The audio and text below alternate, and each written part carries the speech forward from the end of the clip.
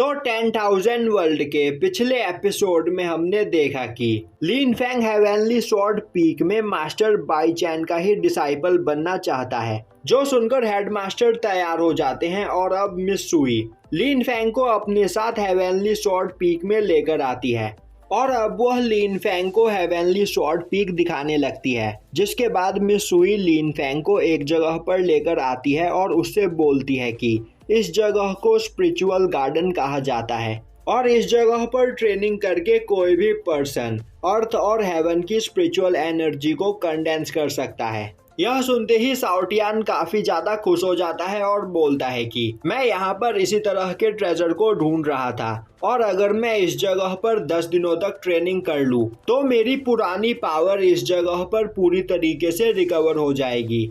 और अब वह उस जगह के अंदर घुसने की कोशिश करता है, पर तभी वह एक बैरियर से टकराकर पीछे हो जाता है। अब मिस सुई उन्हें बताती है कि इस जगह को एक पावरफुल बैरियर से प्रोटेक्ट किया गया है और इस जगह के अंदर बिना यहाँ के ओनर के परमिशन के कोई भी नहीं जा सकता है। और अब वह लिन फेंग को उसके टोकन का यूज करते हुए वहां का बैरियर हटाने के लिए बोलती है। लिन फेंग ऐसा ही करता है और उसके ऐसा करते ही उस जगह का बैरियर हट जाता है। अब मिस सुई उन सभी लोगों को उसके अंदर लेकर आती है। वहीं वह साथ ही साथ लिन फेंग को यह भी बता रही होती है कि हर महीने की स्टार्टिंग में इस जगह के सभी स्टूडेंट्स को हर्ब्स, पिल्स और वेपन्स दिए जाते हैं, साथ ही साथ उन्हें कुछ पैसे भी मिलते हैं।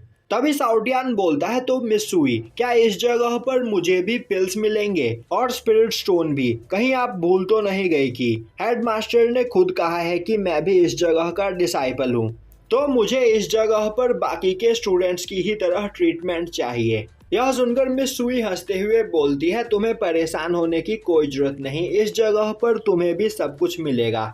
जो सुनकर साओटियान काफी खुश होता है और हेवनली स्वॉर्ड सेक्ट की तारीफ करने लगता है। अब मिस सुई बोलती है, तो तुम लोग यहाँ पर प्रैक्टिस करो और अगर तुम्हें किसी भी चीज की जरूरत हो तो तुम मुझे बता सकते हो। यह बोलकर मिस सुई वहाँ से चली जाती है। तभी लिन फेंग बोलता है, सिनर अब इस जगह पर तुम प्रैक्टिस करके अपनी पावर को बढ़ा सकती हो। सिनर बोलती है, आपने बिल्कुल सही कहा, मैं अपनी पूरी मेहनत करूंगी और जल्द ही आपके जितनी पावरफुल बन जाऊंगी।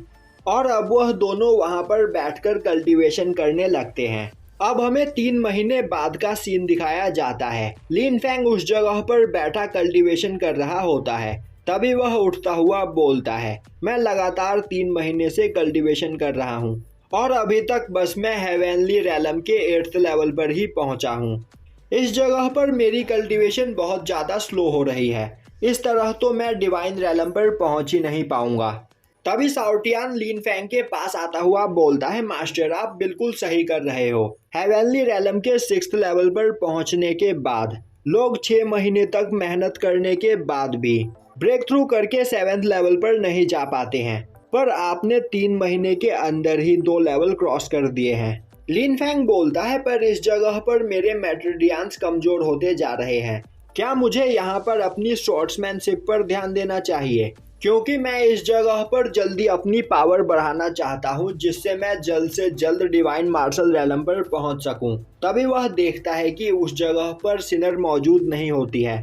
अब वह सिनर को ढूंढने के लिए बाहर जाने लगता है। दूसरी ओर हमें दिखाया जाता है कि एक जगह पर कुछ लड़कों ने सिनर से उसके पैसे छीन लिए होते हैं और वह बोल रहे होते हैं कि सिनर को इसकी कोई जरूरत नहीं। सिनर बोलती है, क्वेंजुन वह हमारे पैसे हैं तो तुम चुपचाप वह हमें दे दो। क्वेंजुन बोलता है, यह तुम्हारे थे पर अब यह मेरे हो चुके हैं और तुम्हें क्या लगता है इस जगह पर हमें तुम्हारे बारे में कुछ भी नहीं पता है? तुम और तुम्हारा भाई लिन फेंग डीमन सपोर्टर है और तो और तुम्हारे पास डीमन ब्लड लाइन है। इसके बाद भी तुम हमारे हेवनली स्वॉर्ड सेक्ट में घुसकर हमारे रिसोर्सेज का यूज कर रही हो और तो और तुम्हारे डीमन एंसेस्टर्स ने हमारे कई सारे एंसेस्टर्स को मारा था, तो हमें यह मंजूर नहीं कि तुम इस जगह पर हमारे साथ रहो।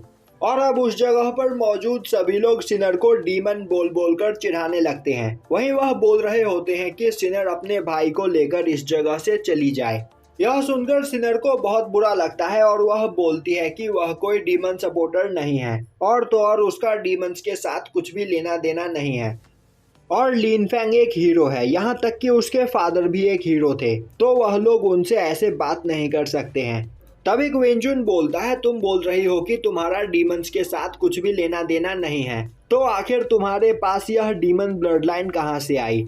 अब यह सब सुनकर सिनर रोने लगती है। तभी एक पर्सन काफी तेजी से आगे बढ़ते हुए सिनर पर अटैक कर देता है।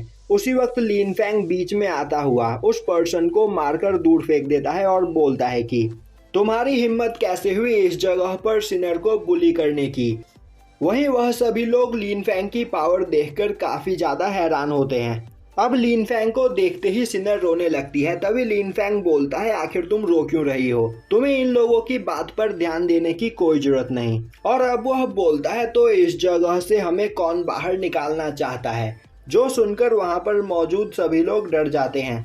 यह देखकर लिन फैंग बोलता है, तुम सभी लोग कायर हो जो बस पीठ पीछे बकवास करना जानते हो। तभी एक पर्सन बोलता है, लिन फैंग तुम कुछ ज्यादा ही बोल रहे हो, यह हेवनली स्वॉर्ड सेक्ट है और तुम जैसे डीमन सपोर्टर की इस जगह पर कोई जरूरत नहीं, और तुम्हारी वजह से सीनियर लियून की आज यह हालत है। लिन फैंग बोलता है, तो तुम्हें लगता है कि लियून की वह हालत मेरी वजह से है, पर तुम्हें नहीं पता अगर मैं उस जगह पर मौजूद नहीं होता तो आज लियून जिंदा नहीं होता।